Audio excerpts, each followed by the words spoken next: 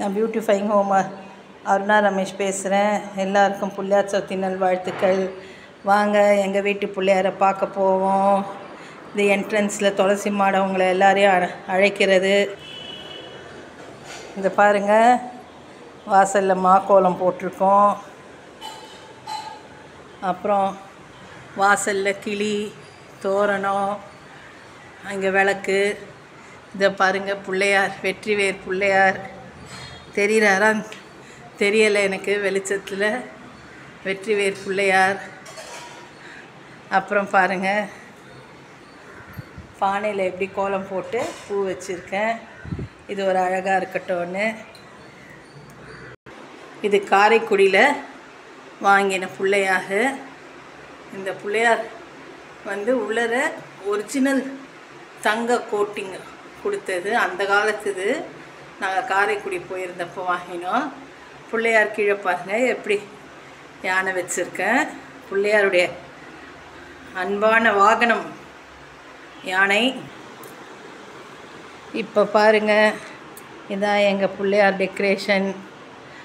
Back screen போட்டிருக்கேன். Serial bulb, தோரணம், வாழை மரம். நாங்கள் மண்ணு பிள்ளையார் தான் வைப்போம். மண்ணு பிள்ளையாருக்கு எருக்க மாலை. பாருங்கள், சாமந்தி பூ நானே தொடுத்து போட்டேன். மஞ்சள் பிள்ளையார் வைக்கணும், அதை வச்சுருக்கேன். அரச இலையில் சாமந்தி பூ வச்சுருக்கேன். அரச மரத்தடி பிள்ளையார் ரொம்ப சக்தி வாய்ந்த பிள்ளையாருன்னுவாங்க. பிள்ளையாருக்கும் கல்யாணம் முடிஞ்சிருக்குன்ற ஒரு இது இருக்குது கதை. அவங்க மனைவி பேர் சித்தி புத்தி. அவங்க தான் இவங்க 2 பேரும். இந்த பாருங்கள், பிள்ளையார் 5 வகை பிள்ளையார். இவங்கெல்லாம் வாத்தியம் வாசிக்கிறாங்க, இந்த 5 வகை பிள்ளையாரும். அடுத்தது அகில் இல்லை 2 விளக்கு வச்சுருக்கேன். இதான் என் பிரசாதம். 3 வகை கொழுக்கட்டை பண்ணியிருக்கேன். மோதகம், பிடி கொழுக்கட்டை, அப்புறம் பூர்ணம் வச்ச கொழுக்கட்டை, பாயாசம், சுண்டல். நாங்கள் சாப்பாடை போடுவோம் இலையில். அருகம்புல் ரொம்ப விசேஷம். ஸோ அருகம்புல் பாருங்கள் இப்படி வச்சுருக்கோம்.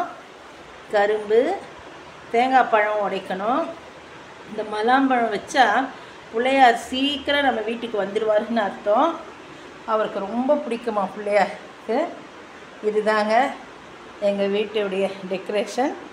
எல்லாருக்கும் பிள்ளையார் நல்லது செஞ்சு எல்லாரையும் நல்லபடியாக நலமுடன் வைத்துக்கொள்ள நான் எல்லாருக்காக பிரார்த்திக்கிறேன்.